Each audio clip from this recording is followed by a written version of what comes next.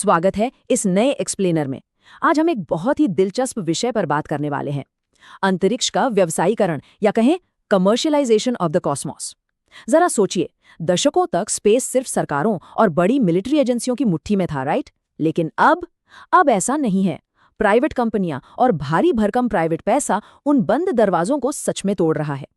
ये सिर्फ एक बदलाव नहीं है, बल्कि बड़े राष्ट्रीय प्रोग्राम से लेकर अरबपतियों की महत्वाकांक्षाओं तक का एक बहुत ही ड्रामेटिक शिफ्ट है। तो चलिए बिना किसी देरी के इस रोमांचक सफर को करीब से समझते हैं। अब जरा 2001 के दौर में चलते हैं। नासा के तत्कालीन डायरेक्टर डैनियल गोल्डन आम नागरिकों को स्पेस में भेजने के बिल्कुल सख्त खिलाफ थे। उनका बड़ा स्पष्ट मानना था कि स्पेस किसी के ईगो या अहंकार को संतुष्ट करने की जगह नहीं है। मतलब स्पेस ट्रैवल कोई मजाक नहीं है। लेकिन एक इतनी बड़ी और ताकतवर सरकारी एजेंसी का ये कड़ा विरोध बहुत जल्द एक इंसान के जुनून और जिद से टकराने वाला था। और वो जुनूनी इंसान थे डेनिस टीटो। अब आप इस कीमत पर गौर कीजिए, पूरे $2 करोड़ यानी $20 मिलियन चुकाए उन्होंने सिर्फ एक अंतरिक्ष यात्रा के लिए। और जरा इस सीन की कल्पना कीजिए, रॉकेट उड़ान भर रहा है, इंजनों का बहरा कर देने वाला शोर गूंज रहा है, और टीटो आराम से अपने ईयरफोन पर यूसेप वर्डी का मशहूर ओपेरा आइडा सुन रहे हैं। है ना, बिल्कुल फिल्मी, लेकिन एक बिल्कुल नए उद्योग की बहुत ही शानदार और काव्यात्मक शुरुआत थी।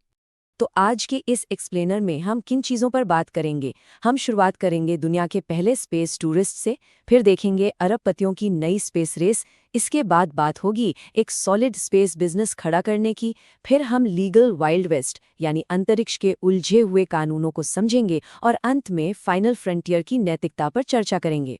मतलब हम अंतरिक्ष यात्रा के सिर्फ रोमानी सपनों तक सीमित नहीं रहेंगे, बल्कि उन बिजनेस, कानूनी और एथिकल पहलुओं की गहराई में जाएंगे जो स्पेस टूरिज्म को असल में मुमकिन बनाते हैं। चलिए कहानी की शुरुआत वहीं से करते हैं जहां से ये सब शुरू हुआ, दुनिया के पहले स्पेस टूरिस्ट से। टीटो को रूस की स्टार सिटी ट्रेनिंग फैसिलिटी में पूरे 8 महीने एक अजीब सी अनिश्चितता में बिताने पड़े। क्यों? क्योंकि नासा लगातार इसका कड़ा विरोध कर रहा था। लेकिन अंततः एक रूसी सोयूज यान में बिताए गए उनके 8 दिनों के मिशन ने स्पेस टूरिज्म के उस गिगल फैक्टर को पूरी तरह से चकनाचूर कर दिया। लोग जो इसे बस एक मजाक समझते थे ना, वो अचानक सीरियस हो गए। अब ये कोई मजाक नहीं रह गया था। आइए अब देखते हैं कि चीजें आगे कैसे बढ़ीं, क्योंकि ये सफर बिल्कुल किसी रोलर कोस्टर जैसा रहा है। 2001 में टीटो की ऐतिहासिक उड़ान तो हो गई, लेकिन फिर 2003 की कोलंबिया शटल ट्रेजेडी ने नागरिक अंतरिक्ष पर्यटन पर पूरी तरह से ब्रेक लगा दिया। फिर 2011 में स्पेस शटल प्रोग्राम भी रिटायर हो गया। मतलब कई सालों तक आम नागरिकों के लिए स्पेस के दरवाजे लगभग बंद ही रहे। लेकिन आपको पता है, इसी लंबे सूखे ने प्राइवेट इंडस्ट्री के लिए एक बहुत बड़ा रास्ता खोल दिया, और फाइनली 2021 आते आते अरबपतियों की उड़ानों के साथ एक बिल्कुल नए युग की शुरुआत हुई। और यहीं से एंट्री होती है अरबपतियों की स्पेस रेस की। अब स्पेस में जाने की जो मुख्य ड्राइविंग फोर्स है ना, वो पूरी तरह से बदल चुकी है। अब हम सिर्फ भारी भरकम सरकारी प्रोजेक्ट्स के भरोसे नहीं बैठे हैं। इसकी जगह अब हम प्राइवेट कंपनियों द्वारा संचालित और व्यक्तिगत महत्वाकांक्षाओं से प्रेरित एक बेहद कड़ी प्रतियोगिता देख रहे हैं। अब इन तीनों अरबपतियों के बारे में जो सबसे दिलचस्प बात है, वो है इनके विजन का अंतर। तीनों के एंड गोल्स एक दूसरे से बिल्कुल अलग हैं। रिचर्ड ब्रांसन का पूरा फोकस टूरिज्म पर है, जहां एक टिकट की कीमत लगभग $4.5 लाख है। जेफ बेजोस की सोच थोड़ी अलग है।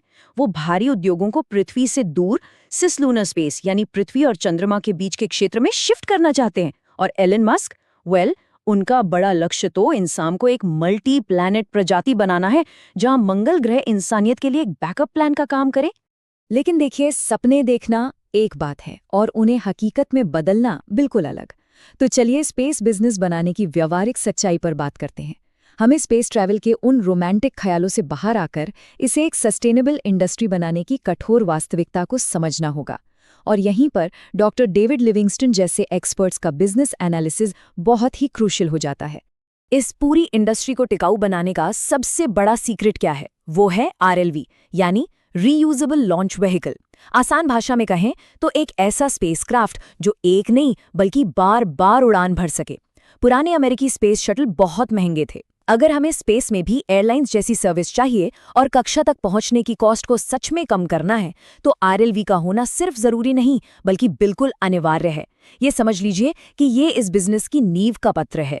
क्योंकि बिजनेस की कड़वी सच्चाई ये है कि सिर्फ जोश या उत्साह से काम नहीं चलता। इस स्पेस बिजनेस ब्लूप्रिंट की साफ डिमांड है, सबसे पहले एक प्रमाणित RLV विकसित कीजिए। दूसरा, हवाई बातें छोड़कर असली और वेरीफाइड फाइनेंशियल प्लान सामने रखिए। और तीसरा, एक सॉलिड अनुभवी मैनेजमेंट टीम बनाइए। अगर ये सब नहीं है तो एक स्पेस स्टार्टअप भी धरती पर फेल होने वाले किसी भी आम टेक स्टार्टअप जैसा ही है। फंडिंग चाहिए तो वादों से नहीं बल्कि पक्के बिजनेस प्लान से काम चलेगा। खैर, मान लीजिए कंपनियां स्पेस में पहुंच भी गईं, तो वहां उनका सामना होता है एक लीगल वाइल्ड वेस्ट से। जी हाँ, जैसे जैसे ये प्राइवेट उद्यम अंतरिक्ष में कदम रख रहे हैं, वे इंटरनेशनल कानूनों के एक बहुत ही उलझे हुए जाल में फंसते जा रहे हैं। और यहाँ दांव बहुत ऊंचे हैं। मतलब सबसे बड़ा सवाल तो यही है कि अगर स्पेस में कुछ गलत हो जाए तो उसका हर्जाना आखिर भरेगा कौन? और ये बात 1967 और 1972 की संधियों को देखकर बहुत ही शानदार तरीके से समझ में आती है कि हमारे मौजूदा कानूनों में कितनी बड़ी कमियां हैं। एक तरफ 1967 की आउटर स्पेस ट्रीटी कहती है कि अंतरिक्ष पूरी मानवता की साझा संपत्ति है, इस पर किसी एक देश का राज नहीं हो सकता। लेकिन दूसरी तरफ 1972 का लायबिलिटी कन्वेंशन कहता है कि धरती पर अगर कोई नुकसान होता है तो उसकी पूरी जिम्मेदारी होगी, लेकिन स्पेस में नुकसान होने पर गलती किसकी थी ये देखा जाएगा। अब प्रॉब्लम ये है कि ये संधियां देशों के लिए लिखी गई थी, प्राइवेट कंपनियों के लिए नहीं। इसीलिए कमर्शियल लायबिलिटी और वहां मिलने वाले संसाधनों के मालिकाना हक को लेकर आज भी बहुत बड़ा कंफ्यूजन बना हुआ है। अब हम अपने एक्सप्लेनर के अंतिम और सबसे अहम हिस्से पर आते हैं, फाइनल फ्रंटियर की नैतिकता।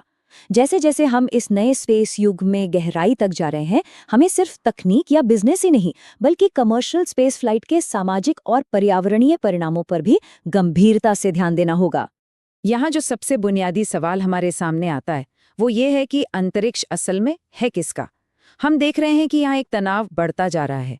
एक तरफ ऐसा लग रहा है कि स्पेस सिर्फ बेहद अमीर लोगों के लिए एक नया प्लेग्राउंड बन गया है, लेकिन वहीं दूसरी तरफ हमारी इंटरनेशनल संधियां साफ कहती हैं कि ये पूरी मानवता की जगह है। तो क्रूशियल पॉइंट ये है कि हम इसके सामाजिक, आर्थिक और पर्यावरणीय असर को बिल्कुल इग्नोर नहीं कर सकते। स्पेस ट्रैवल की इस एक्सक्लूसिविटी की वजह से समाज में अमीरों और गरीबों के बीच की खाई और भी चौड़ी हो सकती है। और पर्यावरण का क्या? रॉकेट लॉन्च से होने वाला भारी कार्बन उत्सर्जन, ओजोन परत का नुकसान और अंतरिक्ष में लगातार बढ़ता मलबे का ढेर यानी स्पेस डेब्रिस, ये सब बहुत बड़ी चिंताएं हैं।